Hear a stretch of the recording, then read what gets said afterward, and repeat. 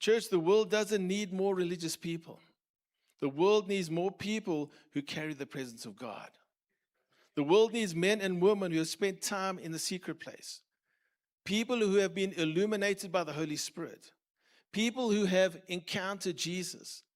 People whose lives shine with the reality of Christ.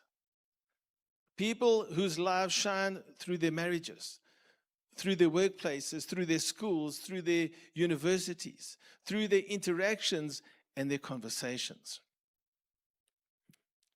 And church, I believe that's really what this generation needs. Not people that merely attend church, not people who merely know about Jesus, but people who move beyond the outer court and into deeper fellowship with God. People whose lamps are full of oil. People who walk in step with the Spirit. People who know Jesus, love Jesus, and reflect Jesus wherever they go.